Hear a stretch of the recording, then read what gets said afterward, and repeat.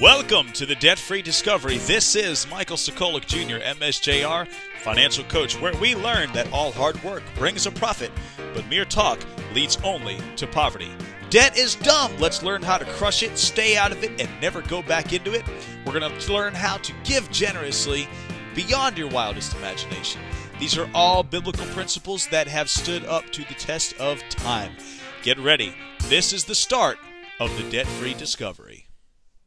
All right, ladies and gentlemen, hello, welcome, and thank you so much for tuning in today. This is the Debt-Free Discovery. My name is Michael Sokolik Jr., and today I am seated next to the lovely Peggy News. So Peggy, say hello. Hello. All right. This is Peggy. Her and I have met at a local church that we both attend, and through that, I'm also a construction worker or carpenter or remodeler, whatever you want to call me, and that's my day job. And we actually done some work on Peggy's home as well. And she still likes me, which means that I think we're trustworthy. Absolutely. Thank you. So through that, that's how we know each other. Her daughter also one of her daughters works with children at the church. So we know her a little bit more through that because she's been involved there with the children as well. Well, today, I wanted to bring Peggy on to talk to you folks out there about being a free spirit when it comes to your money. Peggy and her husband both have this thing in their marriage where they both like to spend money. We do. I'm not telling a lie, right? Nope. That's Okay. the truth. So that's the truth. They also both struggle with using credit cards. Is that right? Am I on topic there? Yep. Okay. Absolutely. And the other thing is that they're also debt-free, and then they're not debt-free. Am I right? Yeah, it's on again, off again. Okay. It sounds like a teenage romance, on again, off again kind of thing. Right. Now, you guys have known each other since you were teenagers, right? We have. We met when I was 17 in college, the first week in college, and got married 3 years later and have been married almost 49 years. Wow. Fantastic. Yeah. Fantastic. And tell us, how many children do you and Rick have? We have 4 children, 2 of which reside in heaven and 2 of which reside here in the Myrtle Beach area. We have 5 grandchildren. Actually, no, I take that back. We have 8 grandchildren. Oh, 8. 8. And we have 1 great granddaughter whose name is Meetckley Hope. And she is perfect. Oh man, I bet she is. I bet she is. Actually, her and I have met twice now, I think, Beckley and I. And the first time she was sleeping, Yeah. and I walked out of this door and her eyes were open and she smiled at me. Yes. And I was like, wow, look at that smile. I was like, she likes me. Like, this is really cool. I'm her people. That's right. That's right. I'm her people. I was like, this is so neat, man. So she really is a precious child. And tell us a little bit about your grandchildren. How old are they, and what are they doing with their lives? They range from freshmen in high school to almost 30s, and they are all love the Lord, and they are bringing up Beckley and each other in knowing Him, which I think is just phenomenal and wonderful. They have jobs. Carson doesn't have a job yet, but he will soon, I'm sure. And our oldest granddaughter actually went through the Dave Ramsey course right after she was married. And she and Dylan began putting those principles together and in use so that they've been able to purchase a house. They've now had their first child and are living as debt-free, I think, as you can at that age. They have a mortgage. They may have a car payment or something, but they have responsible attitudes towards money, which I wish maybe that I'd had more of when I was that age. Yeah, absolutely.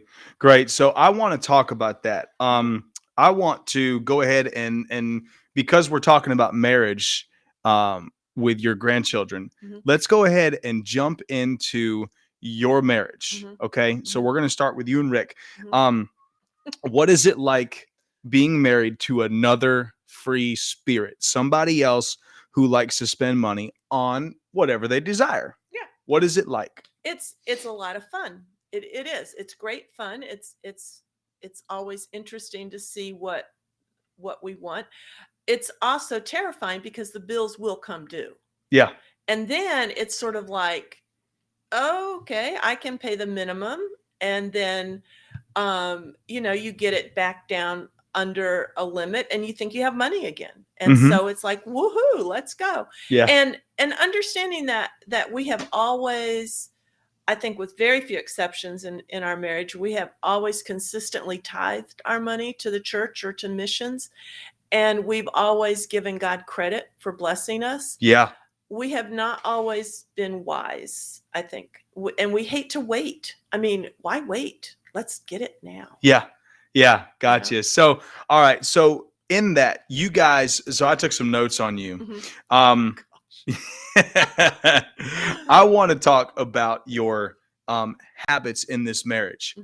Have you ever, or has he ever broken any of those bad habits?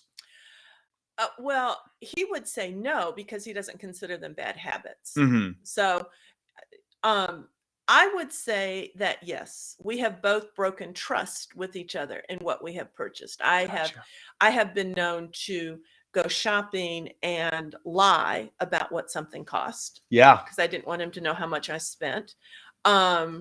I have been known to truly say, oh, I've had that forever, when it's less than 30 days old. Yeah. He has also in turn been known to wine and dine us and buy the children things, and let the mortgage slip a month or two. Gotcha. Because there wasn't any money at the end of the month. Yeah. So yes, between us and actually the time that we worked best together was when he was driving a truck and he had his own money and I had my own money. Gotcha. And so in separating it, I had control over a lump of money. And I think that's really kind of what it's boiled down to is trust and control. When we share a checking account, what'd you spend that? How much did you spend on that? Or why did you go do that? Or, and it's a question we ask ourselves both ways. Yeah. Absolutely. Or he will say, I want you to be able to go and spend anything you want on anything you want. Well, that's wonderful, man. I have friends that say, I wish my husband would say that to me. And I'm like, yeah, well, there's some issues with that sometimes. Right. Because the bill comes due. Absolutely. And then what do you do? It does. It really does come due. And I feel you on that. My wife and I, we do the same thing. Like we have a joint bank account. And well, all of our accounts are joint, but there's one that's an operating account. It's the only one with a checkbook. It's the only one with a debit card. And she'll do that. Why did you swipe the debit card for that? Yeah. And it turns into this fight. I took out cash. It's in the safe. Why did you not go down there and use it? Right. Like, what's your problem? Because I was already out. Yeah. You need to plan better. So like we get into a scuffle and I start feeling bad because I'm like, oh man, I'm bashing my wife and stuff. And then she gets feeling bad. He's bashing me. It does. And it's probably of all the things that they say in a marriage that will cause havoc, money for us has been a huge thing. Yeah. Because we both, I want control. Rick doesn't want control, but he wants to be uncontrolled, is how I see it. Yeah. And he sees it as I want to nickel and dime him. I want to, I want too much control. And so trying to find that balance. And then, God will throw in these odd questions now and then about, well, how much do you trust me? And I'm like, well, God, I trust you. Well, then why don't you trust your husband? Well, or why doesn't he trust me? And so then I have to ask myself, am I being trustworthy? Yeah. Am I being a good steward, or am I spending money wisely, or am I just kind of closing my eyes? And in the last 2 years in particular, I just have resolved before God that I will not fight about money. Yep. I simply will not do it. Good. It takes too much energy. It's pointless. In the end, it doesn't really do any good. And maybe we should have resolved more of this back in the day, but there were other things that had to be resolved. Yeah. So, Yeah. you know, Absolutely. at 70 years old, 68 and 70, we're still pretty much free spirits. If we see it and want it, we get it, and Yeah. have to figure out sometimes how to pay for it later. That's right. you That's know? right. So, So, so in your relationship, you guys have had these bad habits. Mhm. You've broken some. Mhm. You've gotten back into them again. You still cater to yourselves, and you guys are still. Some things are separated. Some things are kind of put together. Mhm. And then you're talking about your relationship with God. Right. So now you've kind of stepped up this conversation to the next level. All right. Okay. So that's your relationship with your husband. Mhm. Now you're in relationship with God, Right. and God says, "Do you trust me?" Right. Well, yeah, I Yeah. do. As long as I see what you're doing. Right. Yeah. Or, Yeah. well, that's me anyway. As long as I see what you're doing, I trust you, God. I don't like the behind the scene thing, but He's good No, at really. that. It's very And good. now, what about trusting your husband in your marriage through trusting God? Are you trusting Him as the leader of the household? Yeah. And I think that that's something that has really even more strongly developed since he's retired from Mm, full-time work. gotcha. Because I have seen him step up to working part-time because he wants to be able to provide for us. Hmm. He took his Social Security a year earlier or a couple years earlier because we needed that income. So yes, I have seen him really step up to be head of the household and to really Yeah. provide, Awesome. and to be the person that constantly reminds me God has us. Yeah. And we can't outgive God. Rick is probably one of the most generous people I know. If there is somebody in need and I will say, hey, do you think we could help so and so? He's like, well, how much were you thinking? And I'll say it. And he says, I don't think that's enough. You need to do more. Yeah. Wow. Or he'll come and say, there's a need that I've seen, what can we give? Hmm. And we and part of being credit card free of that credit card debt is the ability then to give Yes. wholeheartedly, and that is Yes. such a good feeling. And so I hate owing credit card debt because that's for stuff in the past. I want to Right. be able to help for stuff in the present or in the future. Yes, absolutely. That is fantastic. So, real quick to our viewers out there, if you're watching on YouTube or Facebook Live, feel free to drop a comment below so we can maybe answer your questions while you're tuned in. If you're watching the replay of this, again, throw out your questions so that we can either make another video or we can respond to you, right there on Facebook or YouTube. If you're listening on Apple Podcast or Spotify, make sure that you drop your comments via email at msjrcoaching@gmail.com. We'll be happy to reach out to you. So with that being said, you got on the topic of giving. So we've talked about your relationship in your marriage, your relationship with God and trusting. Then you're telling me that when you guys are free of credit card debt, you're able to give more. Right. And one of you says, well, that's not enough. The other says we need to give more. And you guys, I'm not hearing that you guys are fighting about that. Yeah, that is one thing that we never have fought about. Gotcha. In fact, we and we have learned to make choices that enable us to give more. Yes. And one of those choices is to be debt free. The push pull there is something good comes along. I was telling Michael that several months ago, we really wanted to put our assets into a trust in order that our children didn't have to worry about probate and different things. Well, there's a cost involved, $4,000 involved in doing that. Well, at the time, our savings account had been depleted because of some family vacation times. And so we were like, oh, that's okay. We have a completely empty credit card. We'll just put it on the credit card and then we'll pay it off in 4 months. Mm-hmm. Well, that sounded really good, except that Christmas then hit. And then we had some major car repairs and that hit. And before we knew it, we were far more than $4,000 in debt. And it was like, well, crap. But some of our giving is just automatic. I mean, it's, and the people and the places that we give to, we can't just say, oh, sorry guys, we had a rough month here, so I guess you won't get your tithe.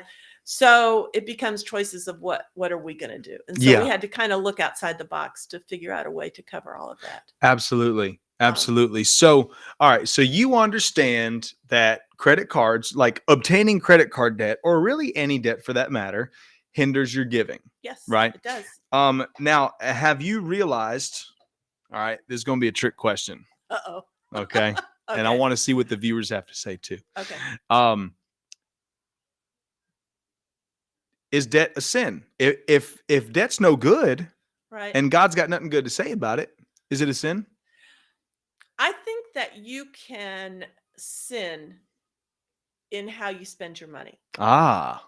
Okay. Okay. Tell me more about that. And so if I know that there is something that I see that I want, and it doesn't really have any purpose other than I just want it, and I decide to purchase it, that purchase could be a sin. Okay. Particularly if I have said to God, I really don't want to have credit card debt. Mm-hmm. I really know that I'm not going to be able to pay this off at the end of the month. I know that this is self-indulgence. This is unnecessary, or this is payback for something that Rick has purchased. Ah. Oh, ouch. Then yes. So I think that sin can enter into it. I don't know that we owe a mortgage still because of several refinances. At this time, we don't have a car payment, but we did 6 months ago. We actually financed a new HVAC system. Gotcha. And we're able to pay it off because of some other income. But I don't think that debt in and of itself is a sin. I think what gets you into debt is a little bit thinner ice. Gotcha. Good. Because it goes back to, if I'm living the way God wants me to live, then I will give him control of my finances. And I will say to God, do I really need this? Or do I just want it? That's right. And not all wants are bad. And God is, oh my gosh, he has so blessed us in that he's given me wants and needs. Yeah. But I know there are times. The other day I was really upset about something, and I went comfort shopping. Gotcha. Some people eat. I have learned not to really comfort eat so much, but I went into a store and I spent $70. Mm-hmm. Because I was having a bad day and I needed something to cheer me up, and I could afford it. I mean, I did have the money to do that. Sure. Did I need that stuff? No, but that's again a habit that I could easily fall into, which is why I don't go to the mall. I don't go to stores very often. Yeah. Gotcha. And that is a real thing. It is a real thing. I knew a lady who has recently passed away, and she had the same problem.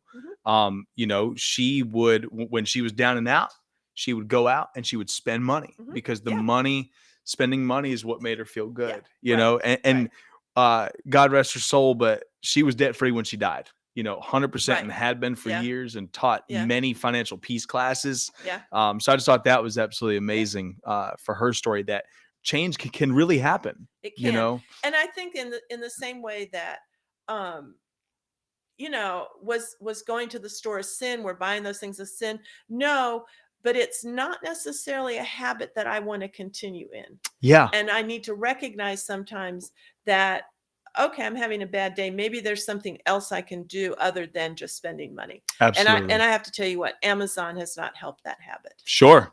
Buy now, click, buy with one click. Ooh, yeah, that's really cool. I don't even have to go find my credit card. I don't have to go find anything. I can just buy, click. It's like, whoa, exactly. This is exciting. Yes. It's very easy then. It is. It makes it very easy. Yeah. And that's where the danger starts to come in. So some of the things that I teach, a lot of you folks who may be tuning in have heard of Dave Ramsey and the Financial Peace class. I'm a big believer in what Dave Ramsey teaches, and it's not necessarily Dave Ramsey's teaching. It's stuff that he literally took from the Bible, and he just put it into a perspective that people can follow.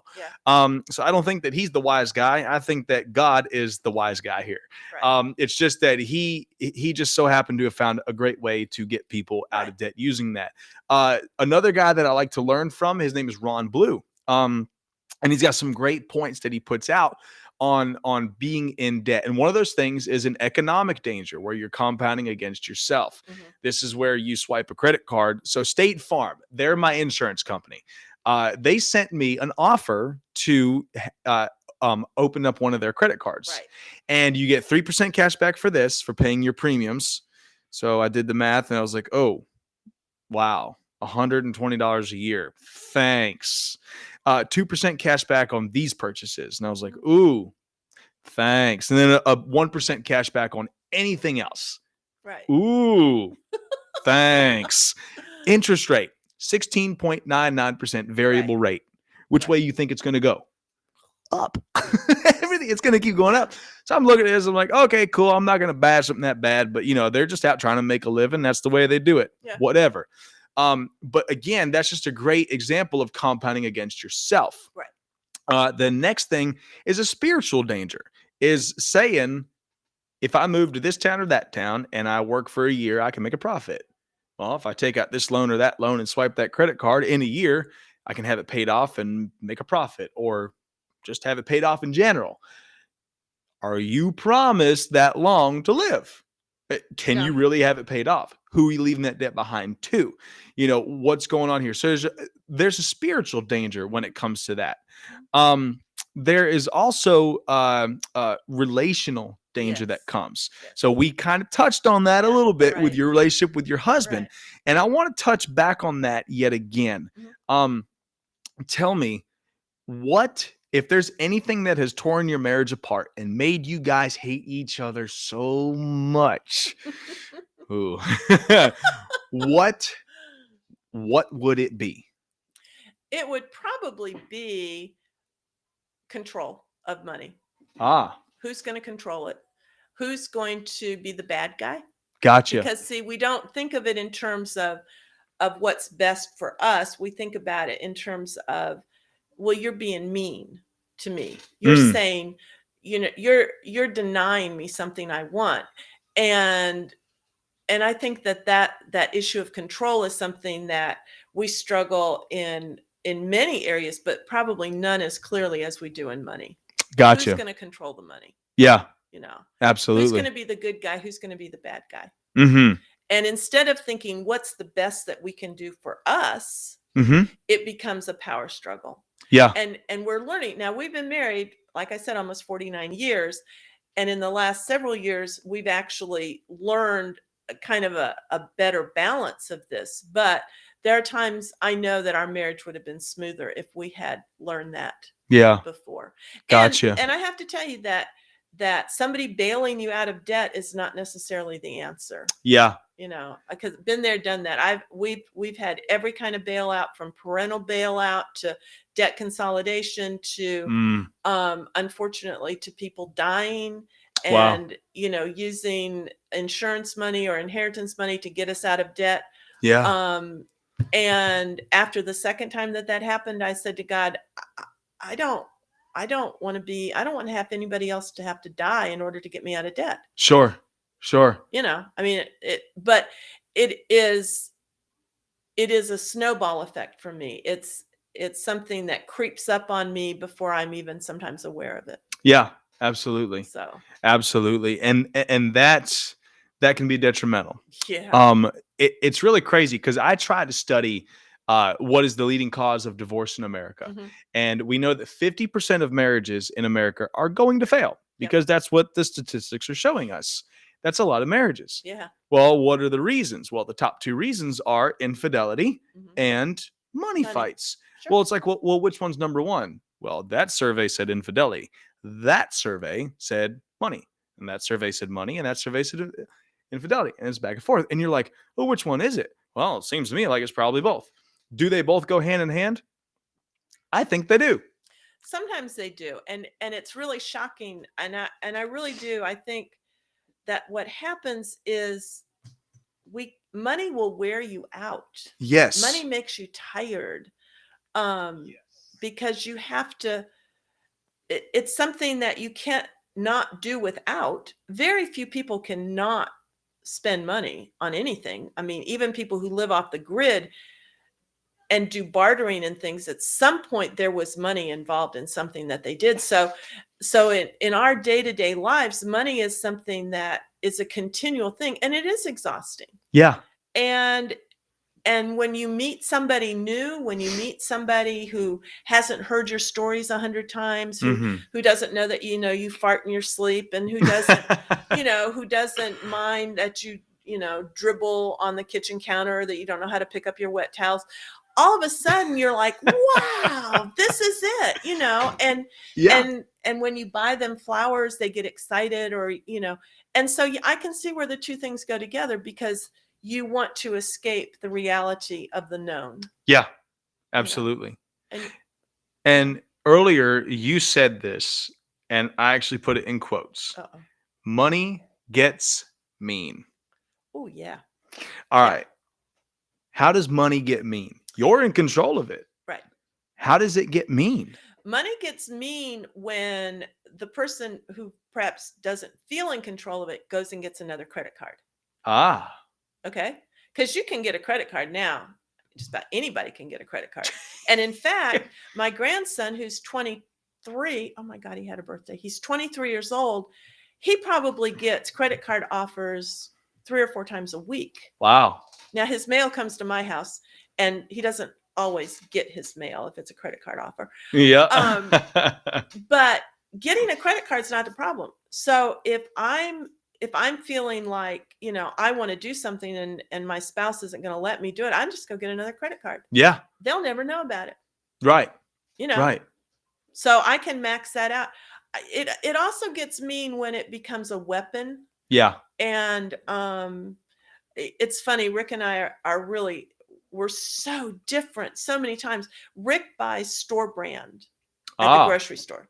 Okay. Now, I used to buy store brand when all the kids lived at home, because feeding 4 children and all their friends was expensive. So I would buy off brand. Yeah. Well, when they all moved out of the house, one of my treats is that I no longer buy store brand. I like Kellogg's Raisin Bran. I like the real gherkin pickles. I like the real Pop-Tarts, not the Rick. And I agree. Rick is like, they taste the same. What's the difference? And I'm saving money. Look, I'm saving money. Aren't you proud of me? I didn't, and I'm thinking, yeah, but, and those are the kind of crazy things that can become an argument. Yeah, absolutely. That can become a source of stress in your life. Yep. And it's foolish, but gosh, it's real. At least it has been in my marriage. Yeah. In my relationship. It also becomes within a family, and my girls are going to kill me for this, but I will often hear from one or both of them, I'm broke. Yeah. Well, what does that mean? Because you're wearing a brand new shirt. Or we're kind of struggling right now to pay this. And I'm thinking, yeah, but you just went on a vacation. And I think we tend to judge people, because I've learned that being broke means a lot of different things to people. Sure. Broke can mean that you have no savings, no money in your checking account, and you've maxed out your credit cards. Yeah. You're broke. You are broke.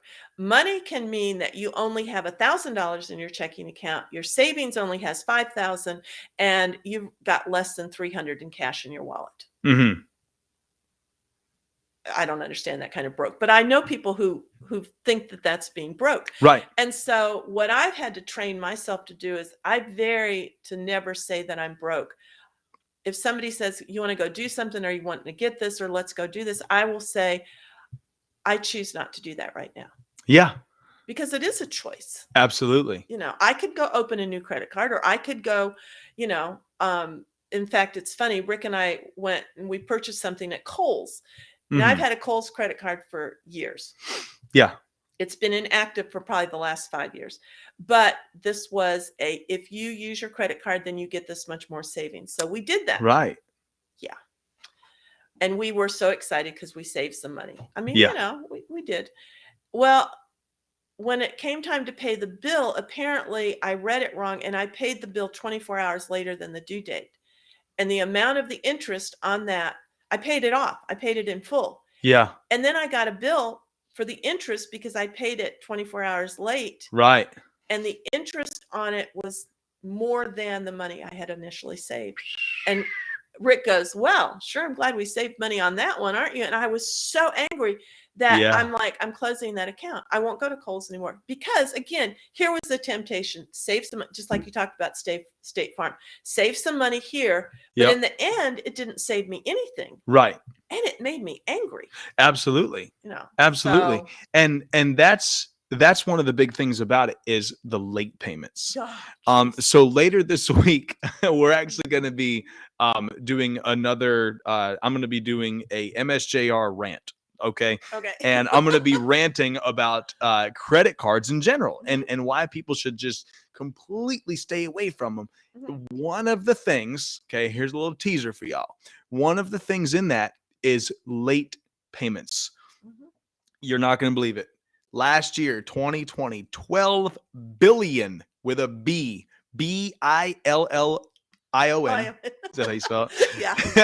$12 billion in late fees I is believe what the credit card banks earned off of hardworking Americans who don't know how to control their finances. And Crazy. the biggest thing is even if you know how to control your finances, I am on top of it. Nonstop on top of it. I am the biggest nerd when it comes to finances, probably in my whole family. Well, except for my cousin Rachel. Hey Rachel, I love you. She has an accounting degree. Oh, She's a wow. real nerd. She's a real nerd. So she but even I can make late payments. Mhm. Like I have forgotten to pay my water bill and I've had to pay an extra $4 or whatever the fee is. Right. And I get so angry. I'm like, no, I don't want to pay that. But all these people, $12 billion worth of late fees in 2020. People need to stay away from credit cards. Mhm. Those 80% of Americans who are in debt, Mhm. who are spending that much money in late fees, probably need to stay away from credit cards. But then there's people like you, Peggy, who, okay, I made one late payment. Doggone it. However, you're in a position where you're kind of in and out of debt. But your debt, like you're not justifying your debt with materialistic items, right? Like you're not Right. a material girl living in a material world. Ooh. Are you, Madonna? I try not to. Let me rephrase that. Maybe sometimes. I think when I use a credit card, when we use a credit card, and Rick and I are very much now where we know when we're putting it on a credit card Mm-hmm. because they're usually big things. It's like a new set of tires or a new and we know that we'll be able to. Sometimes we use it because it's more convenient. Yeah. Sometimes it's a timing issue that, Social Security hasn't gone into the account so that I need to put it on a credit card. I need the tires today, but it'll Okay. be a week before Social Security comes in and then I can pay it off, Now, the trick is always you got to remember to pay it off because Yeah. if you don't, then it just, again, it snowballs. But it's one of those things where, yeah, it can get out of hand really fast. Absolutely. And if you don't pay it all off, then it just keeps snowballing. Yes. And Yes, it once you does. start using a credit card, it just becomes easier to use a credit card. Yep. Now, I know I have a friend who puts everything on a credit card, Mm-hmm. and at the end of the month, she pays it all off. Gotcha. And I'm like, wow. Yeah. I would be terrified to do that because I don't have that system in place to pay it all off. Sure. I would have spent the money that I needed to pay off the credit card during the month rather than saving it. Now, I will say, when you talked about State Farm, I did, because we had put this trust amount on a credit card and things, I got a notice from State Farm credit card saying that I had earned X number of dollars in cash back. Yeah. Normally, that doesn't really impress me because you either go on some weird site where you order queer things for your kids that they then put into the white elephant, gift exchange. Yeah, that's pretty. Yeah, Yeah. That happened. And your 2 days family ago. has some fun white elephant gift we exchange. do. I've heard the stories. Or sometimes you can get a Visa card, but then that Visa card isn't always accepted. So anyway, I was really delighted because this time, I was told that I could apply that to my bill. Yeah. And so they don't make it easy though. They don't. You have to really search for the connection to be able to do that. And then they say it could be X number of days or weeks before it shows on your bill, which amazes me because it's less than, 4 nanoseconds that they put the charge on your bill, but it may be. But I was really pleased because it was one of the first times that there was a positive to getting that cash back on it. And that was really good. Yeah. We'll see. So I adjusted my payment to show that would be a credit. Yeah. And I'm hoping that there's no interest charges that come in that interim because I'm still trying to figure out how they do that. Sure. Absolutely. So, I hear you. But yeah. But I really do. I don't think credit cards in and of themselves are bad. Mhm. I think that many of us, and I'm at the top of that list, have used them poorly. Sure. And formed bad habits with them. Habits that are a lot harder to break than you'd think. Yeah. Absolutely. So like fire, for instance, fire is a great thing. Yeah, absolutely. However, uncontrolled, you can start a forest fire. That's right. You can ruin people's homes. Yeah. You can ruin the environment. Yeah. Water is a beautiful thing. It's a life-giving thing. Until it's up to your ceiling in Until your house. it's up to your ceiling in your house. Right. Exactly. Right. So again, credit cards can be like your friend who puts everything on it and pays it off at the end of the month. She is capable and able to do so, and has that behavior. It's not one that I would do, even though I've got that behavior. Why would I? I'm like, I'll just use cash. Well, but my sister does that, and she flies back and forth between Nashville and San Diego free, a lot of it, because she can put it into Sky Miles, which is great. She has that whole thing figured out. Again, I've never been able to figure it out, but I know people who do that specifically for the rewards. And I think that's great. But again, remember I said money makes you tired? Yeah. You have to be willing to put the time into reading the fine print, discovering how to use it.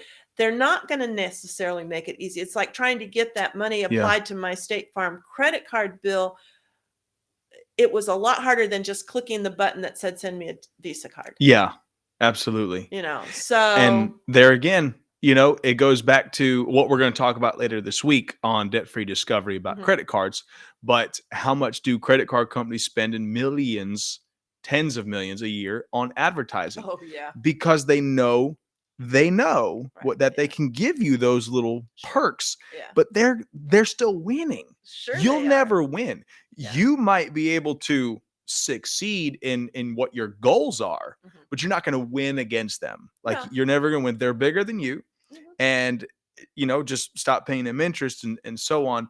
But when it comes down to it, again, money can get tired. Yeah, it can. So if you don't have the time to go through all that, there's just no need for this stuff for those kinds of people. And then you've got the side of people who, let me see if I can word this a good way. They put too much focus into this. I knew a guy who he married a woman who had no debt, and he had debt, and they worked it out, got their debt paid off, but they kept using the perks, right?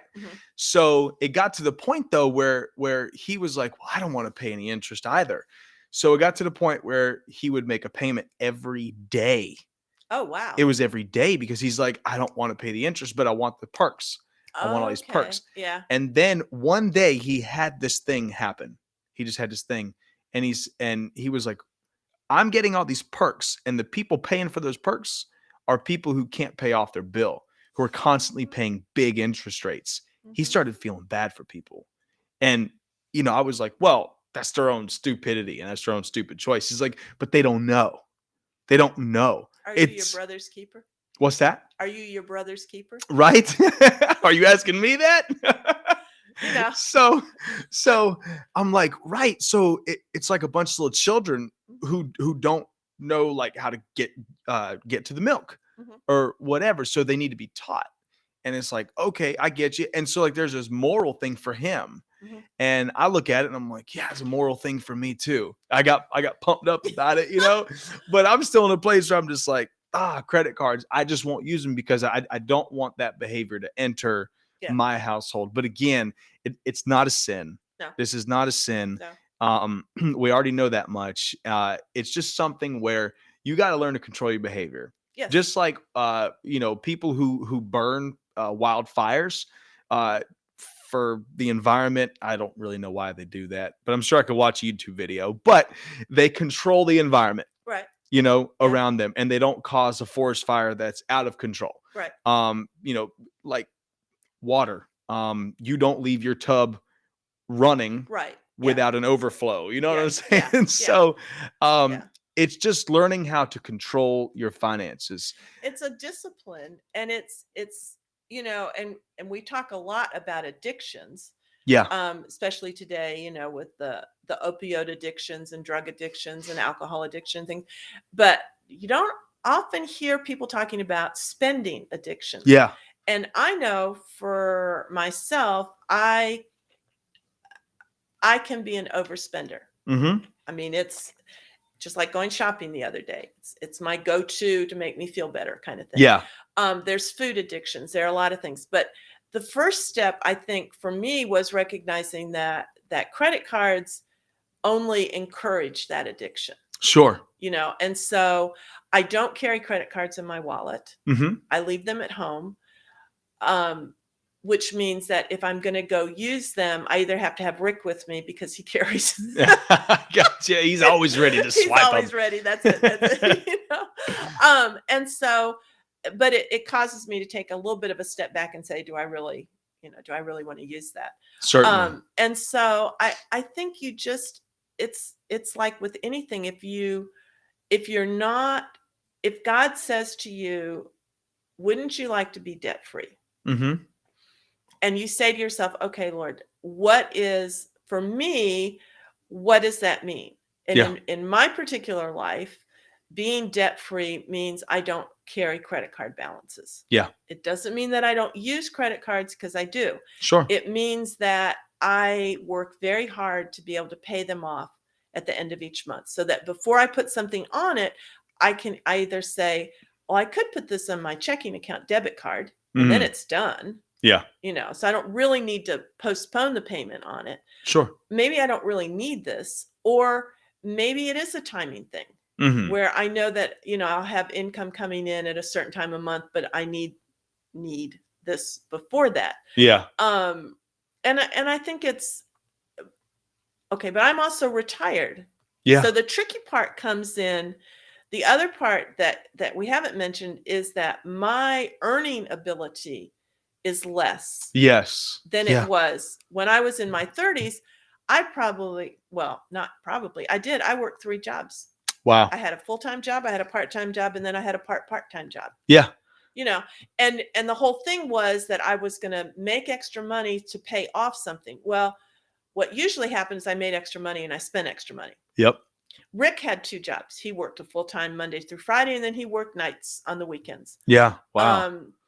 When you're 68 and 70, it's a little harder to do that. Number one, it's harder to find a job sometimes. Yep. Although Rick as a truck driver is not found. I mean, he's found a job easily enough, but there's a physical toll Sure. to working.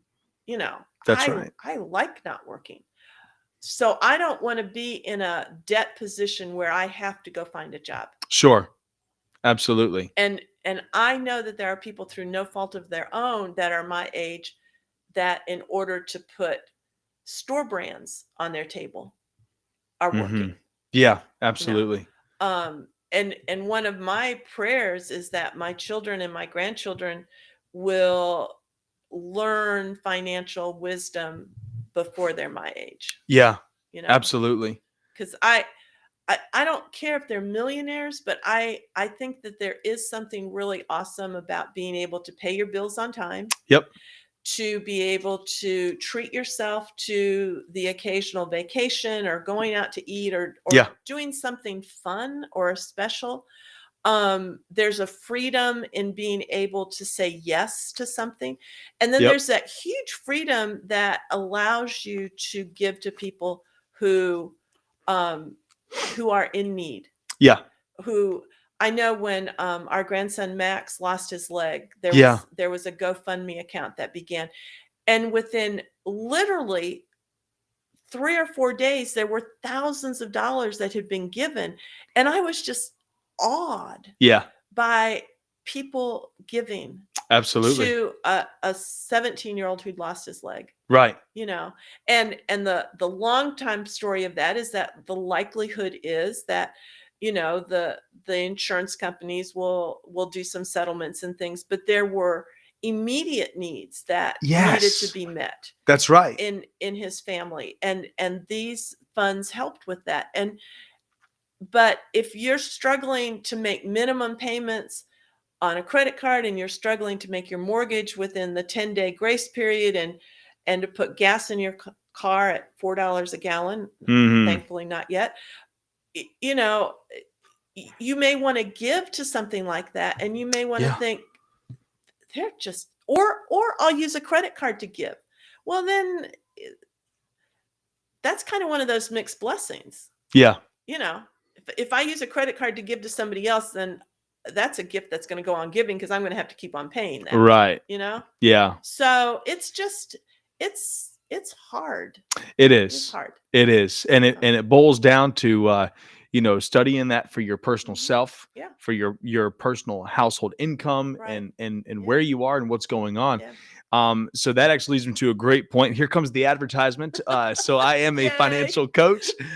So if you are struggling with your household finances, whether you're married or single or divorced or widowed, whatever it may be, whether you're 18 years old or if you're 68 years old, I can certainly help with that. MSJR Financial Coach. You can find me on YouTube, Facebook, and Instagram, also on Apple's podcast and Spotify.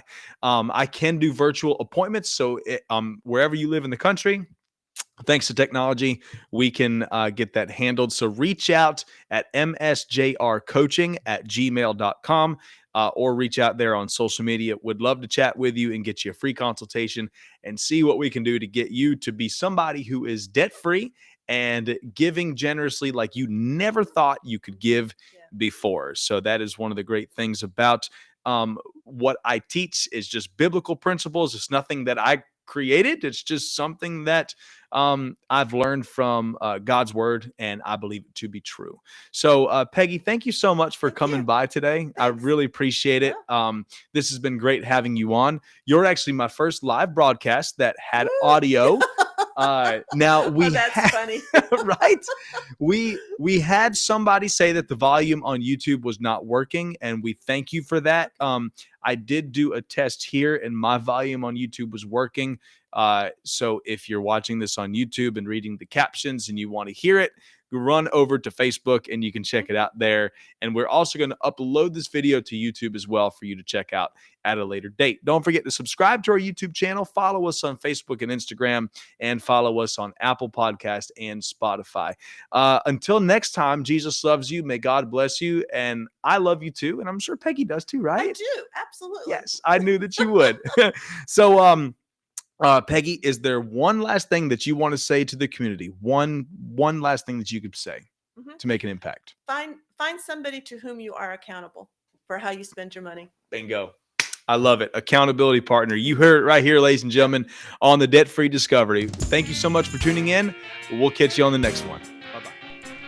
Thank you so much for tuning in to the Debt Free Discovery. Don't forget that diligent hands will rule, but laziness ends in slave labor. We hope that you learned something today that you can take with you for the rest of your life. Remember, debt is dumb. Don't forget to crush it, stay out, and never go back in. Also, give generously. It's not yours to keep. Thank you so much for tuning in to the Debt Free Discovery.